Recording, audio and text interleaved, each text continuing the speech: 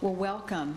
I am glad to see a few people out there who are actually not participants in the conference. That means we have some public to ask questions. My name is Bev Young, and I'm an environmental engineer with the Forest Service. We have a regional office here in Missoula, which I work in, and I have been the asbestos program manager for the last 16 years concerning how we manage asbestos in our facilities. Since the Libby issue has arisen, I'm also pretty concerned about occupational exposures to asbestos due to potential silvicultural operations. So in a sense, I consider myself the public as well because I have questions. I'm not a researcher, but I am constantly challenged to bring the information that we get from our researchers and apply it to our daily lives and our daily workplaces. So I have some questions as well for the group. For those of you who are not part of the conference, I want you to know that those that we have with us today, the experts, some of whom are sitting up here, some are out in the audience. We will field questions via the index cards. Please write your questions down. But these people represent toxicologists, environmental scientists. I don't know if we have any of our government staff here from ATSDR, the Agency for Toxic Substances and Disease Registry. They may have stepped outside for lunch. We also have EPA officials at the conference. We have medical doctors. We have a very prestigious group of researchers. So this is a phenomenal opportunity for us to ask questions of those who are most in the know. I would like to commend the conference organizers, these three people, minus him, for making sure that the conference is available to the public. It was a really a high priority of theirs to make sure that these researchers were accessible to the public for at least part of the conference. So my commendations to you for doing that. This session is being filmed by the Missoula Community Access Television via cable TV, and so it is being filmed, and we are not live, but we are on camera, and this will be broadcast at a later date. So just realize that your participation here, the back of your head may be filmed. If you choose to come up front to speak, the front of you may be filmed. We are asking that you write your questions down, and there are people who can pick up your index cards. If you want to just hold them up, somebody will come and pick them up and bring them forward. Now, if we have a question that arises and one of our experts is out in the audience, I would ask you please to come forward and take the wireless mic so you too can be on camera.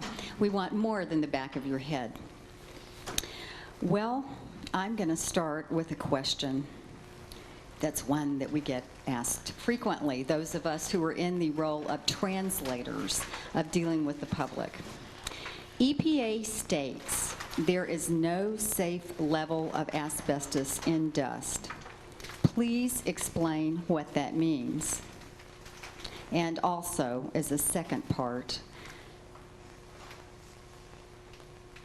can one asbestos fiber cause disease? True or false? So, which expert would like to take on that question? Please explain. There is no safe level of asbestos in dust. Where are our EPA people when we need them? Right, our toxicologists. Where is Aubrey Miller or Chris Weiss right now? Well, nobody. We don't have our medical researchers in here right now. It looks like our medical doctors who are willing to state that. Okay, brave soul comes forward. Thank you. And for those of you who do answer the questions, please introduce who you are. I'm Mike Spence. I'm a medical doctor. Prior to my retirement, December 31st, 2004, I was the Chief Medical Officer of the Department of Public Health. and one of the original group that went to Libya in November of '99. I ran the MASA program up until my retirement. Asbestos particles, the way they cause disease, one, I guess, could potentially theorize that one particle could cause disease and could be harmful. And so no level is safe if that's indeed the case. What actually happens is that asbestos particles, or the fibers, when they get into the lung, actually go between the cells through the intracellular spaces and out into the pleural cavity, that space between your lungs and your chest cavity. Once they get there, our bodies, if we have a good macrophage or immune system, recognize this as foreign matter, and hence they mount an immune response. That immune response constitutes pus cells coming there and trying to get rid of them. Just like if you got a splinter in your finger, that's a foreign body, what you see around that splinter is a collection of pus trying to get rid of that foreign body. And sometimes it will cause it to dissolve, sometimes it'll cause it to get out, but most commonly you open it up and drain it and get it out that way. Well, you can't open up and drain and get this asbestos fiber out of your chest cavity. The pus cells come there and they try and engulf or eat this foreign particle, this piece of asbestos.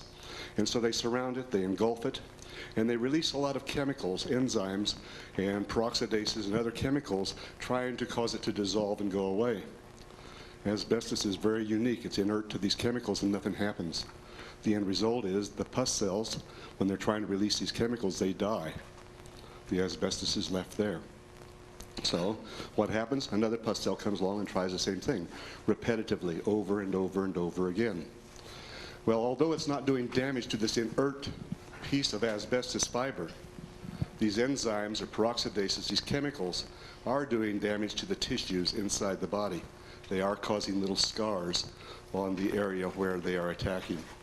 So you're getting these pinpoint, microscopic, very minuscule little scars on your chest wall or on the wall of your lung.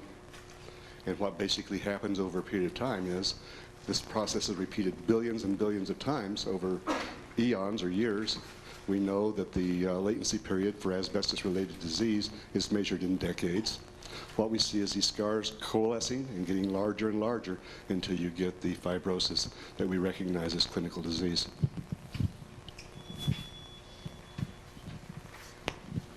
I think there are two other factors that make it difficult to determine what the safe dose is. And one of them deals with what I talked about earlier. We don't really know what the exposures were 30, 40, 50 years ago that caused the diseases today. And the second is the laboratory studies that have been done, most of them up to date, have worked with asbestos that has not been well characterized. So we don't have a good idea of what the fiber size distribution was and the fibers that were used to elicit the different responses of the cells. So it's very fuzzy for that reason also.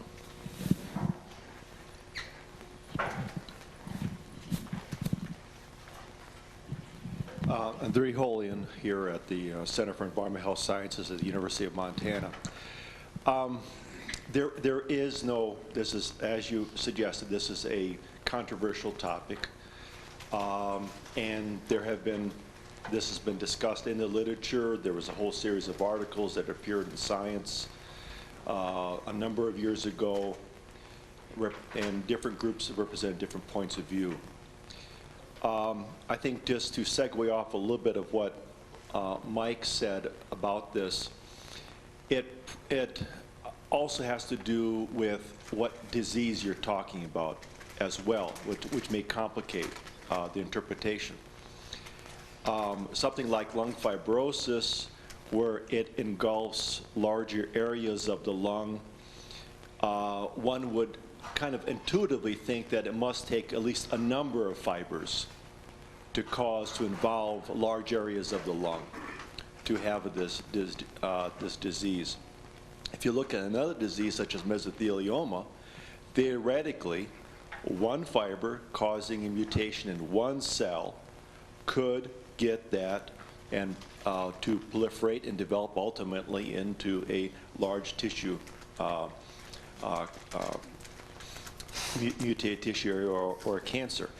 So I think that also complicates the interpretation, is what disease you're talking about. And again here, as we mentioned earlier in the conference, we're talking here about a number of diseases that may be involved. Well, with that cancer image I mentioned earlier, that it could take one fiber to cause one change in a cell, the body also has an immune system for detecting cells. So much like we travel in airplanes and we are exposed to cosmic radiation, we are getting mutations every time we take an airplane flight. Well, most often those are recognized and those cells eliminated. So there's going to be a balance. So there is, again, there's no clear answer. Theoretically, it could be possible, but I think for all practical purposes, it's probably more complex. And I'm going to add to the complexity, and that is that people are different. How one person reacts to a fiber may be very different than how their neighbor reacts to a fiber. And so it's the combination, I think, of gene and environment interactions that plays a real role in how your particular body is reacting. And this may also play a role in which disease you develop after exposure to an asbestos fiber. Perhaps one person is going to develop a fibrosis, whereas another person with exposure to the same fiber and the same dose may develop a cancer, because perhaps their repair mechanisms or their mutated cell recognition mechanisms may be very different from one person to the other. And those are all areas that we are exploring in trying to understand these diseases a little better.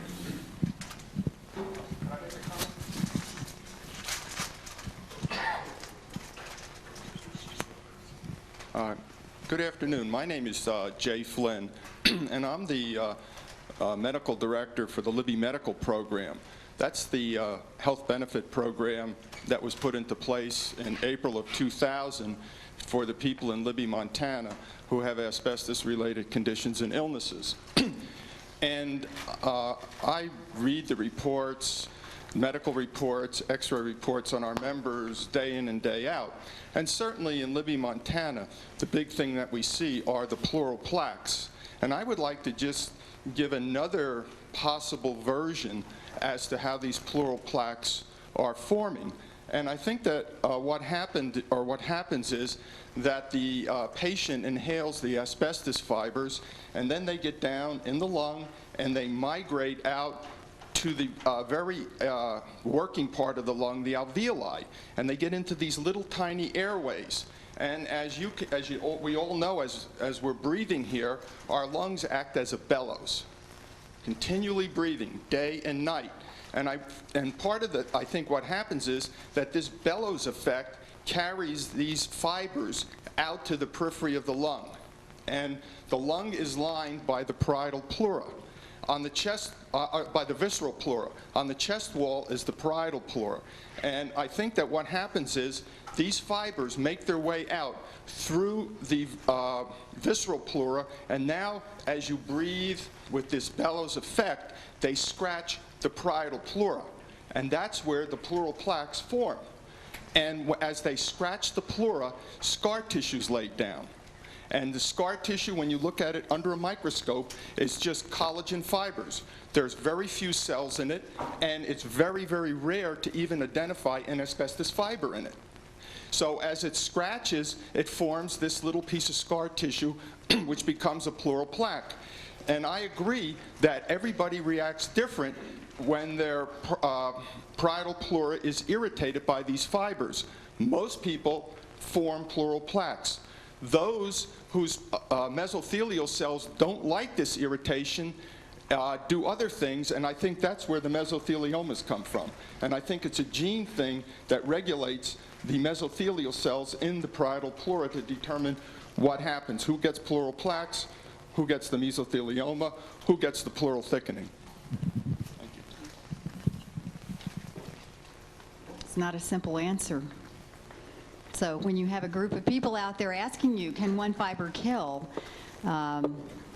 There's that possibility. I think if you look at the EPA literature, what I saw is EPA has a statement that says that there is no man-made material that they say has a a lower limit of known acceptability if that is entered into our bodies. So, you know, it's a caveat that we know that we are exposed to many environmental carcinogens, and because of the variability in people's, you know, receptors, they will have a different way of reacting to that. Okay, another question. Vermiculite has been used since the 1940s as insulation in homes and other buildings. Is there any evidence of disease due to this non-occupational exposure? There certainly has been a sufficient latency period.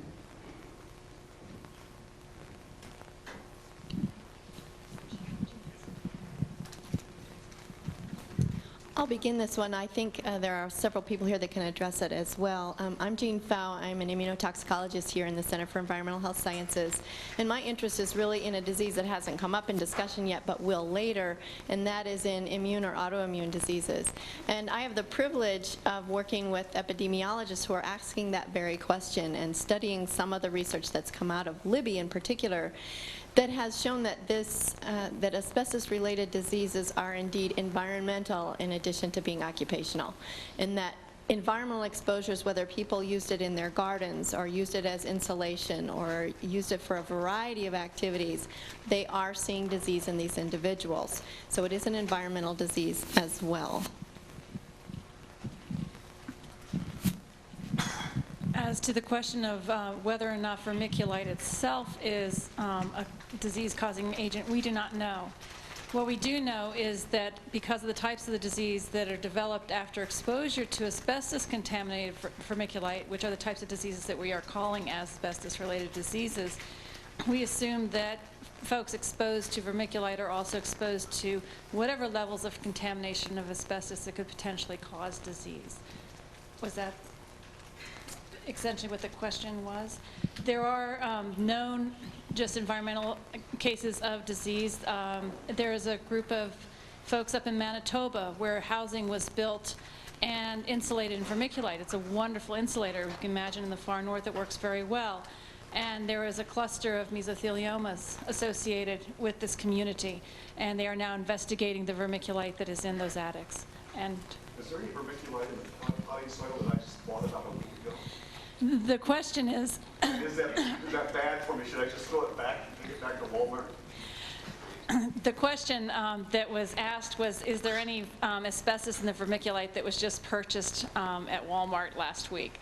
And the answer is, we don't know, but probably. The question is, what is the acceptable level of asbestos? And the vermiculite that you bought probably had, if it had asbestos contamination, it was below the level at which it would not be acceptable. So there are sources of vermiculite that are relatively free of asbestos, and those are those on the market today.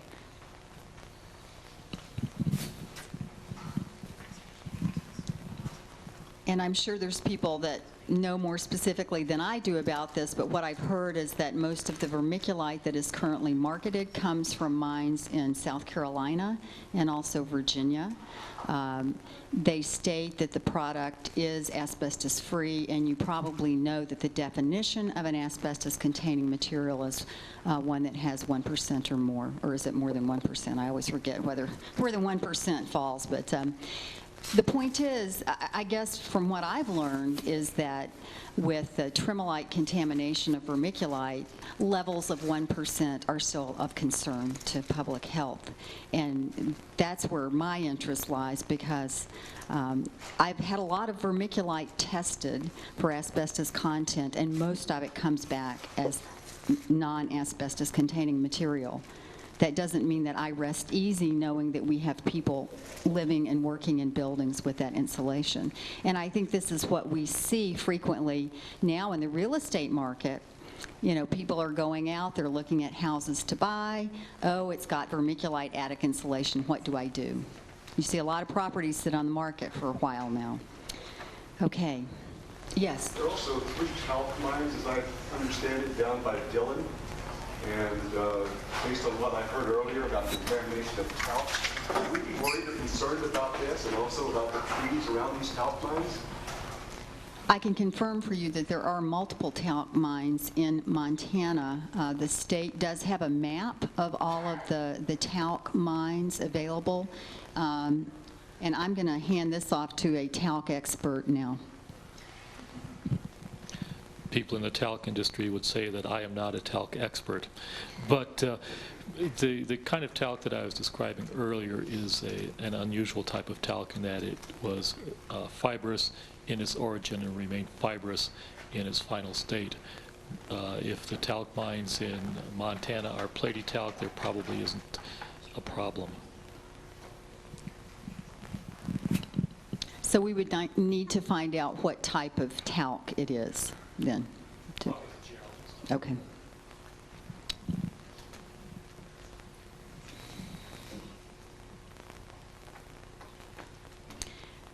I'm going to try to read this right.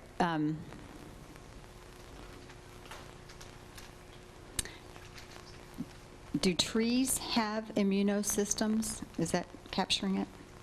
If so, any thought on CEHS's immune expert studying the tree's response to amphiboles in their inner bark?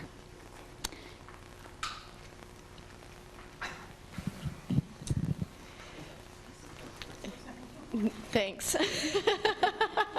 That is a difficult question. The answer to the first part of the question, whether trees have immune systems, is probably no. As far as what we define an immune system in terms of being able to mount immunity against something would be no. They have a wound healing response, however, that's quite phenomenal if you've ever seen a tree be wounded and how it covers it over with new tissue. And so I'm sure that there is some kind of a response like that if the tree is wounded by the fibers. What we don't know is what a tree would constitute as a wound, and so you'd have to probably get a botanist in here to answer that question. In terms of researching what's going on in the trees, I think because the tissue would be so very, very different from anything we're dealing with human health, that we're focused very much on the human health aspect, and that would not be a model that would move us forward in terms of biomedical research. Certainly an interesting question, however. Just to comment on that, I think that the research is just based on fibers sitting. I'm Mike Giese. I'm with the Card Clinic in Libby, but I also happen to be a forester with the Forest Service. And I think the research that was talked earlier by Tony dealt with fibers sitting in the bark, not embedded in the tree or in the inner bark. The inner bark's really the growing part of the tree. So I think that's an important thing to keep in mind, that it wasn't in the tree, so the tree's not actually trying to fight off this fiber.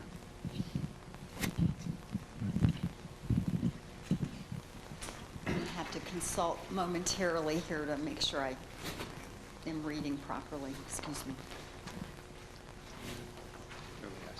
Why don't you just say that question? I had a second question, and that's on the assumption that asbestos has been measured in Libby's ambient PM 2.5 and ambient PM 10 monitors.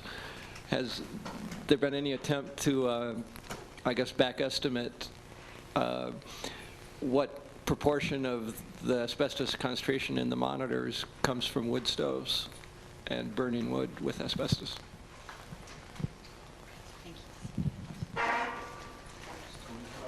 Please. Tony, did you hear that question? I did not. Can you repeat the question? Can you say that one more time, Tony? Basically, what is the evidence for fibers in the sampling? And if so, have you back modeled the source of the amount of that asbestos that comes from burning wood and wood stoves? Tony Ward, University of Montana, Center for Environmental Sciences. So the PM samples that we've collected, we have not analyzed for asbestos. For one, we don't have the right type of filter to analyze for asbestos. But the EPA has done a lot of asbestos, ambient asbestos monitoring. And I know they're in the process of reporting the results within the next month. So all the wood stove studies we've done are using methods strictly used for PM work, not asbestos. short of peeling the bark off of these trees, is there another way? Could you wash these trees down and get the asbestos off of them?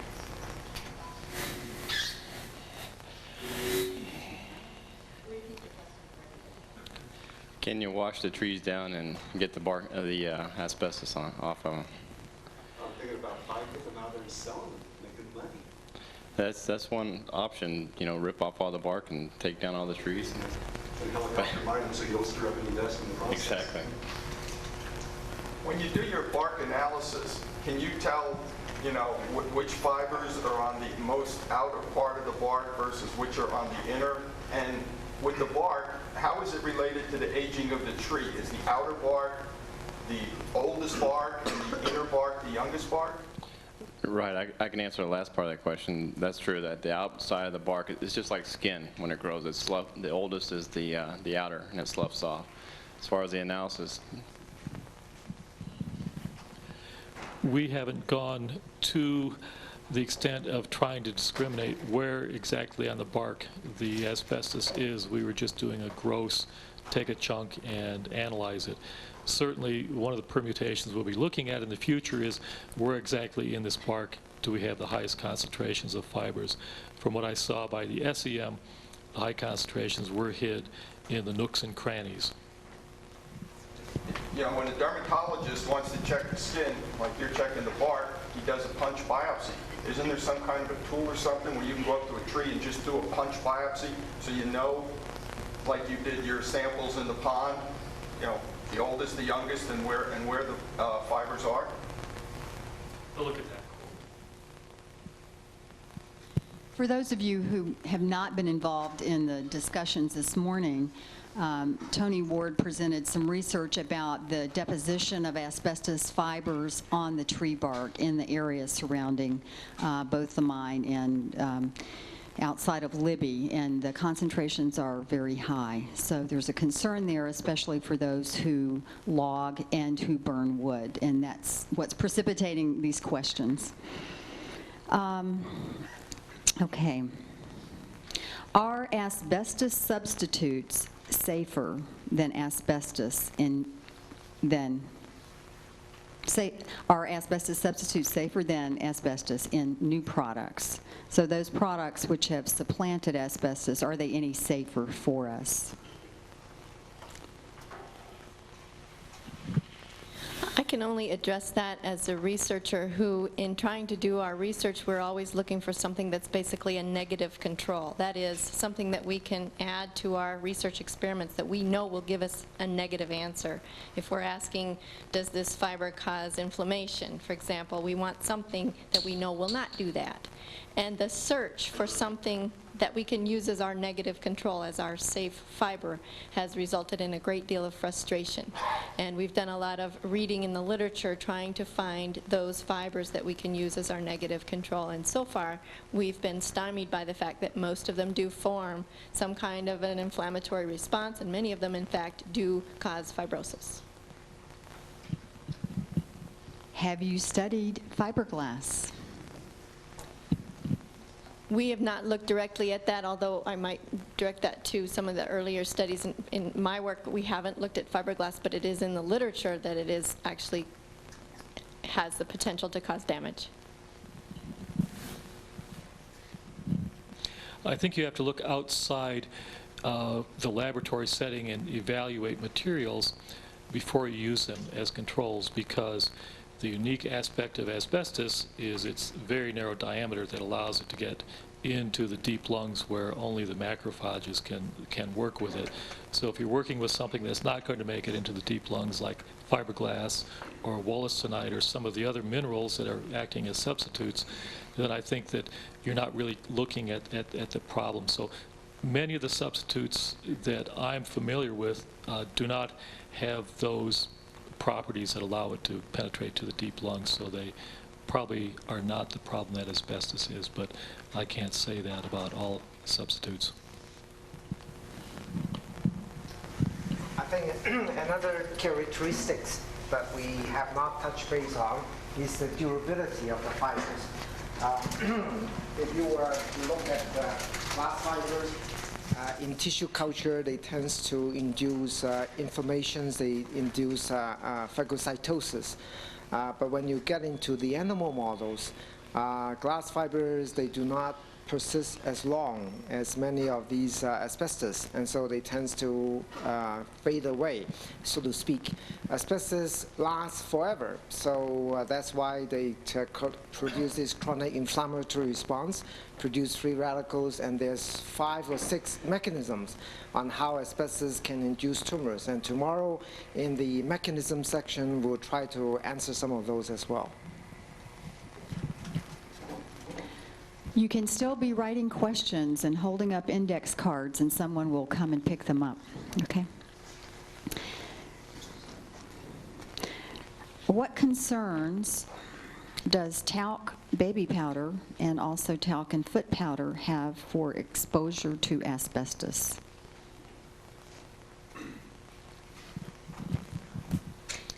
Those are typically platy talcs, and they don't present the problems that we've seen with the fibrous talc. However,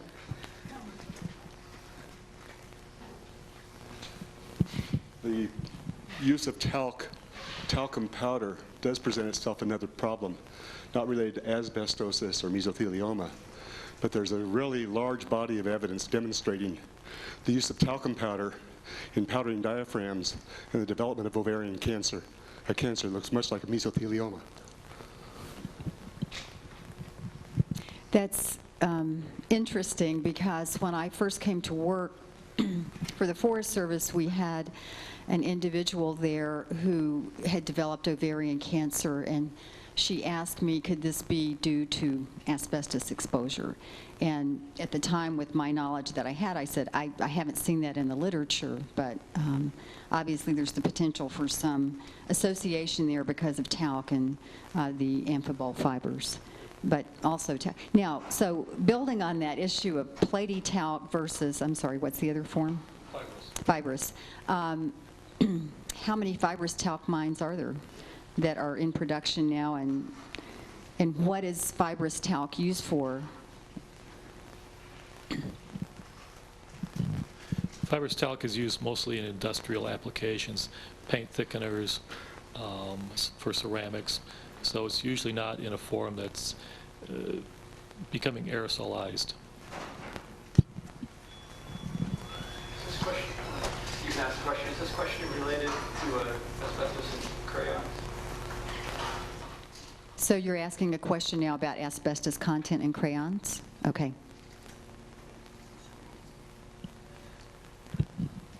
We looked at crayons, and there is, because they had the fibrous talc in there, there was some level of anthophyllite asbestos that was there, much less than 1%, and I don't think many people are going to be inhaling crayons.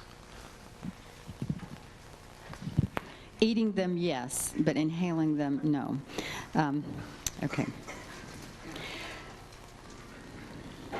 I don't know if we have the, you have a question? Just to follow on that, is there any danger of eating of the asbestos fibers getting into the gastrointestinal tract and causing damage? Did everyone hear that? The question is about, a process not of inhalation, but of eating asbestos fibers, ingesting them.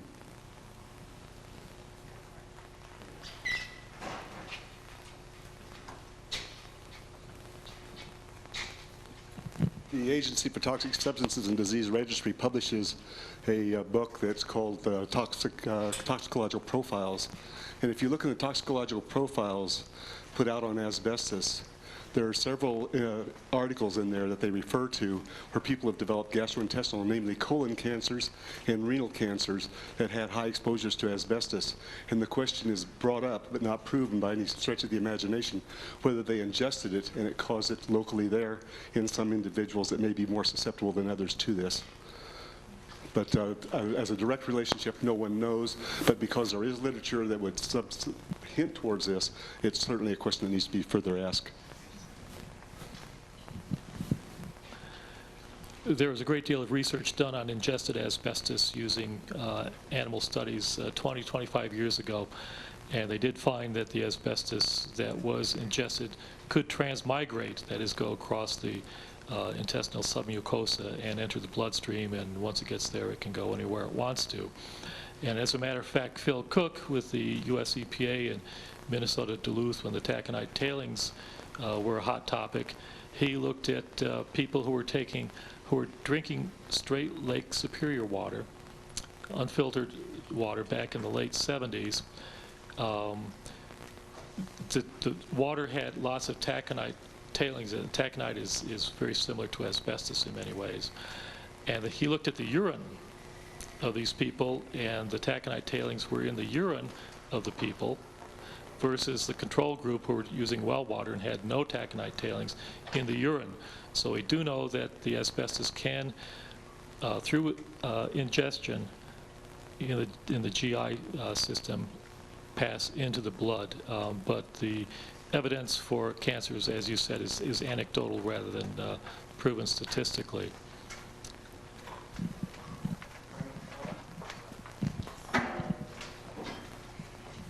I addressed this question on the internet about 6 months ago. I did a Google search and I put in asbestosis and colon cancer.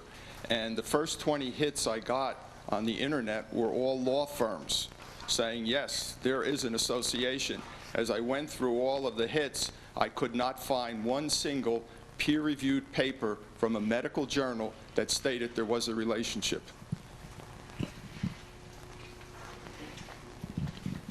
Thank goodness we have people that research beyond the bounds of Google, right?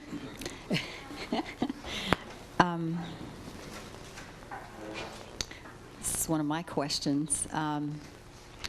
Can we look to the future and think about whether EPA and OSHA will ever distinguish between fiber types, amphiboles and serpentine, in their regulations? Does anybody have the crystal ball for EPA and OSHA on that one? Okay, well, then I'll throw out one more that was on my list, and I think there might be somebody out there who has some evidence on this one. Can we look forward to a time where EPA will change the prescribed analytical methodology for sampling bulk samples from PLM to something more specific, at least for vermiculite, or for amphiboles?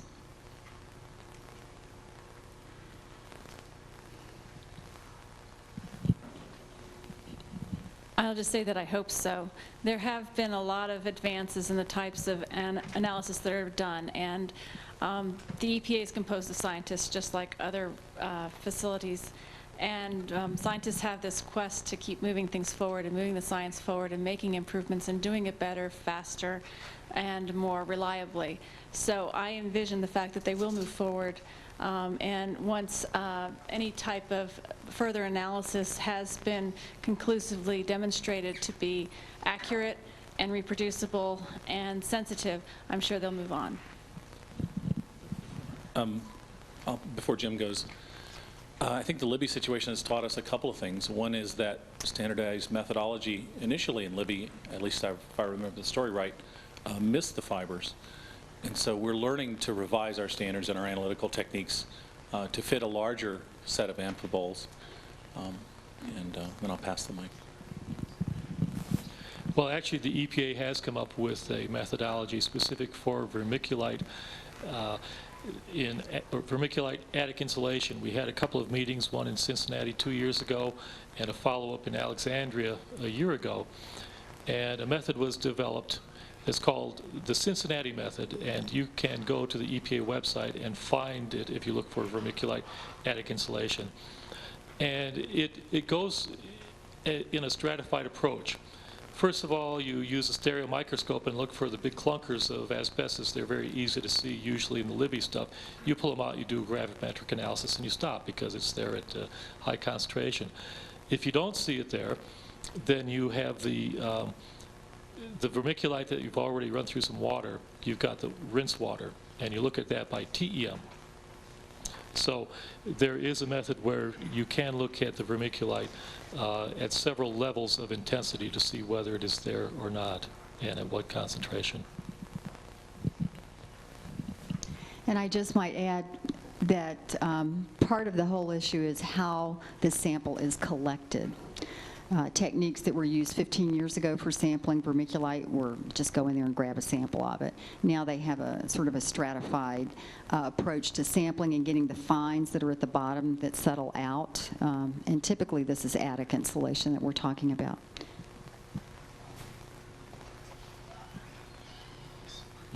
My name's John Podolinsky. I'm with the Department of Environmental Quality, and I run the asbestos program, and I get that question asked almost every day, probably a half a dozen times.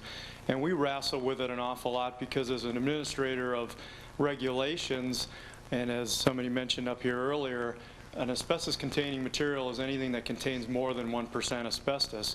With vermiculite, in a lot of cases, you don't find the asbestos associated with vermiculite, especially the vermiculite from Libby, because it is so small, using polarized light microscopy techniques, as well as a sample preparation. The state is going through a rule rewrite, and one of the sections in there is to acknowledge other types of analysis. Right now, the only analysis that the state of Montana, as well as EPA, at least in the national emission standards for hazardous air pollutants, recognizes is polarized light microscopy. And in fact, there's even a regulation within the NESHAP regulation that requires point counting of materials that contain 10% or less asbestos. But with vermiculite, when you use this point counting methodology, a lot of times the vermiculite flecks block out the ability for the microscopist to actually see the asbestos fibers.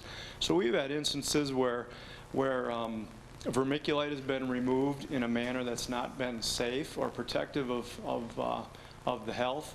And we're trying to address that issue, but as a state agent, we can only do what's legally able to be done. And in some cases, that can be very frustrating. I wanted to touch base earlier. Somebody talked about, we got onto the ban and phase-out issue whether or not there's substitute materials out there to replace asbestos fibers. Back in 1989, EPA made a move to ban all uses of asbestos. In 1991, that ban was remanded. So there's still a lot of products out there that you and I can go out and purchase. Primarily those materials are floor coverings like linoleum, floor tile, some glues, caulkings, roofing products, new uses of asbestos, and a host of other materials. And a big thrust of our program is to educate as many people about that particular issue. We're currently making roofing products down in Arizona, so we're bringing in amounts of asbestos from Canada as well as around the world, and still making products that contain asbestos. A lot of people are ignorant of the fact of that, and again, education is going to be one of those things that combats that issue, and we hopefully will stop this evil cycle, or this cycle of people being exposed to asbestos and needing treatment. So it's one of those things that if you think that we're out of the woods, we're not, and that comes from somebody who's been in the industry for quite a long time. Thank you. Stay here just for a moment, because another question we had was, how can we work towards a ban on asbestos in this country? You may have already answered that in the education. Senator Patty Murray, I believe her name is, over in Washington, has been working on this for quite some time. It seems that Congress always wants to put her bill with other bills that aren't so friendly about protecting people from asbestos exposures. So there's a lot of politics involved in this particular issue. But certainly people can address or go to their local legislators and address this kind of issue as well. It certainly would be fantastic if the state of Montana took a little more initiative to address some of these questions and actually come up with answers toward them. In a lot of cases, we look to EPA and the federal government to answer those problems or those questions, but I think that in some cases the state should step forward and do some of that work. Did I answer the question sufficiently? Anybody else have thoughts on how we can work together towards banning the use of asbestos? Go to the polls. Go to the polls, right. Yeah, that's a big part of why the ban was rescinded. Exactly, yeah. What is the minimum number of asbestos fibers, and it says chrysolite, required to begin the fibrotic process in humans? What then is a safe level of fibers for us to breathe?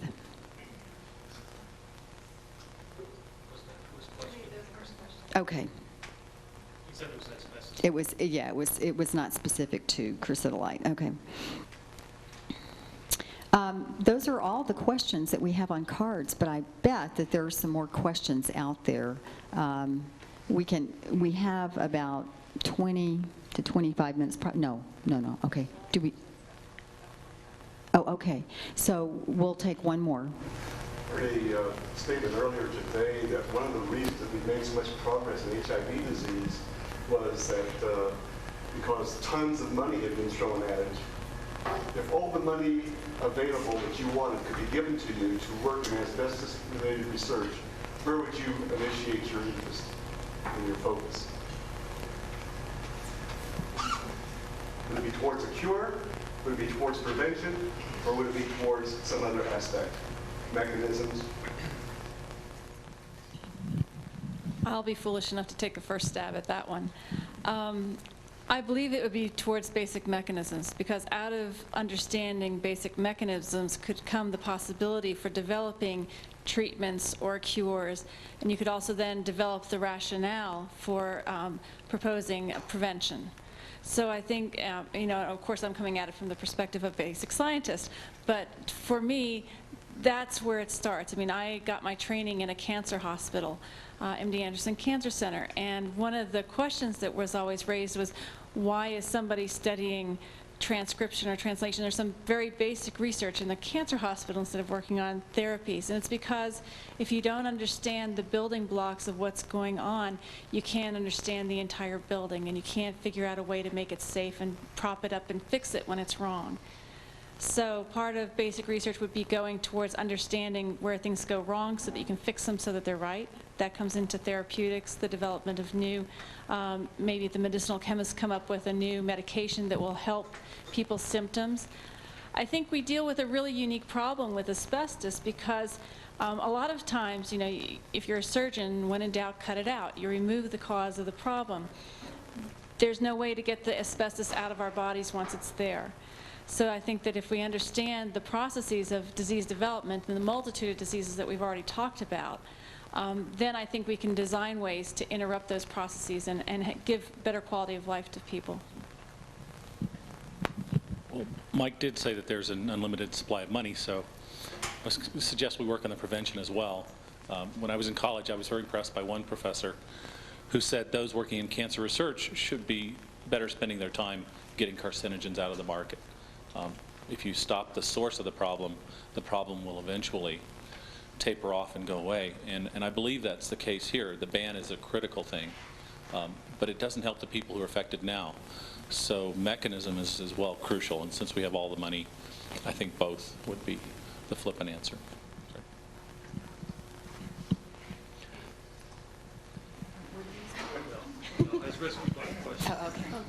I actually want to address the question that whether one fibers is already too much. One of the questions that was asked previously was that is one fiber enough to induce any fibrotic disease? And because asbestos is ubiquitous in the environment, and quite often, if you get a lung tissue sample from an urban members of the community, for example, in New York City, or in any other big city, you are very likely to find in their lung tissues fibers, asbestos fibers. And yet, many of them, they don't really develop any tumors or any other untoward side effects. And so studies by the late Erwin Silikoff, in his opinion, he would argue adamantly just one fiber is one fiber too many. Okay, and so there's a very diverse in opinions to whether there is indeed a threshold. But based on all the laboratory studies and based on the cell culture work that has been conducted so far, if you were to compare the number of fibers, is not the numbers per se, it is the type of fibers. They have to fit the aspect ratios, they have to have long durabilities, and so there's very other factors that come into play. Another possibility is that individuals are different in their genetic response to toxicants. And just like tobacco smoke, if 100 people smoke, only 10 of them will develop lung cancers. What happened to the other 99? And so this gene-environment interaction issue also happens to be an important aspect in this regard. Thank you. Okay, I believe this concludes our Ask the Experts, and many of you will have an opportunity in the session to continue asking questions, but thanks to the others of you for coming out today.